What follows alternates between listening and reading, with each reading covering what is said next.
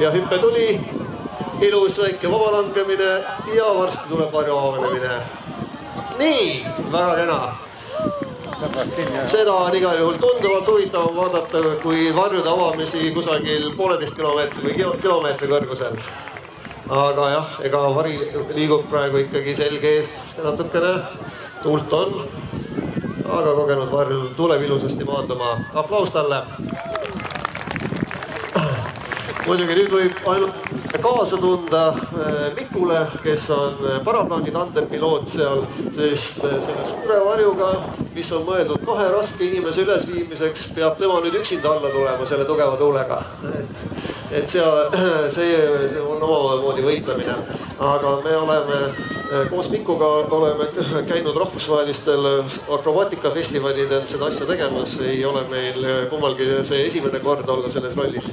Ja ka wingsuitiga mehed, mitte ainult tavalised base jumperid. Ja erandiks on ainult koopialennud. Koopiatel on ka suuremad ja raskemad klassid ka olemas. Koopialendusel päriselt käib asi nii, et kohtumised saade on hindab seda, kui hästi koopialendus vastab originaaliga ja teine kohtumised hindab, kui hästi seda lendus. No, meil Eestis sellist taset ei ole, et meil oleks neid stendikohtunikke koolitatud ja vastavaid koopiaid, lennukeid pole, aga vähemalt lennustada me selliseid võime.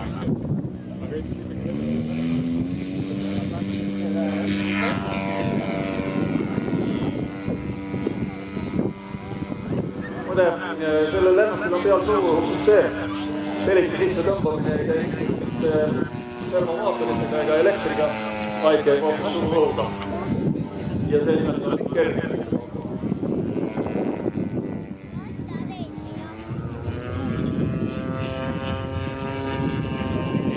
Mida koopiamudelite lennutamisel taotletakse on see, et lennuk näeks õhus välja võimalikult originaali lähedal, aga sellel on suur aga juures. Kui lennuk teha 10 korda, mudel teha 10 korda väiksem kui suur lennuk, siis 10 korda aeglasemalt lennades ei püsida mitte kuidagi õhus. Ja siin tuleb väikeseks hinna.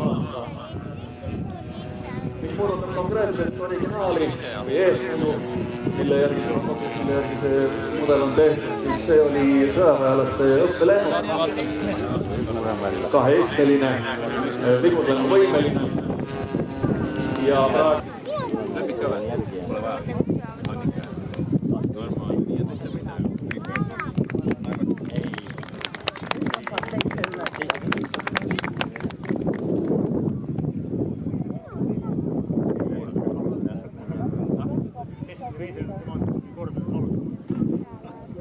raha võitlub puuga selles, et nii et raha muud asju ja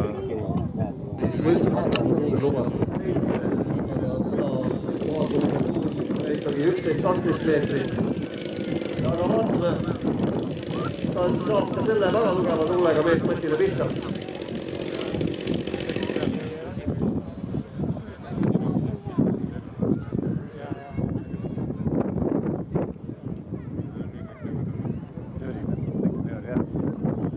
Ja veel kommentaariks võiks öelda, et Sergei Ussaavist praegu lendab.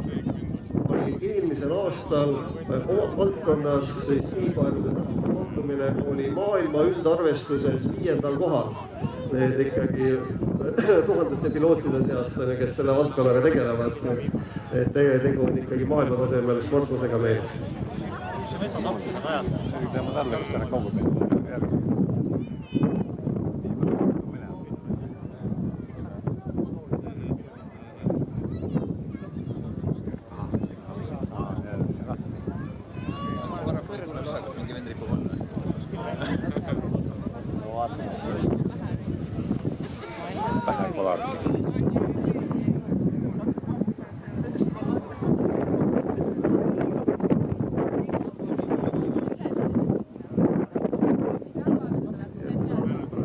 Väga erakordselt poolkulistest tuuleoludest tavalist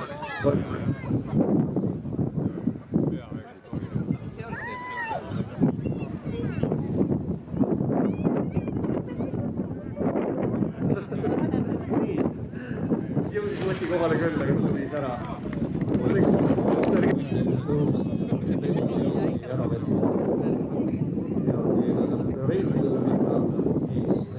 Kõige väiksem komplekt, millega mina olen käinud maailmas mägedes näitamas, vari, iste ja seljavõit, kõik see kaalub ainult 1,5 kilo.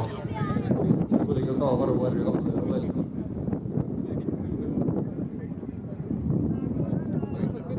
Mul on puhakuline, natukene maa pealt tuleb sellist termilist sooja õhku ka, sest väike kütab, raske maadada. Aitamas hoida, nii, aplodismendid Mikule, ilusa tandemi eest ja eks varsti teeme jälle.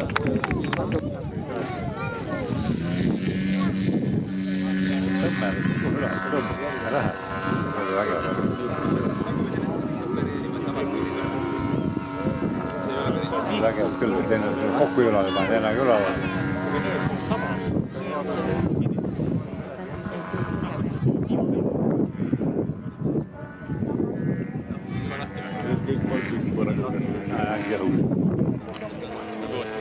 Kes osaa seda?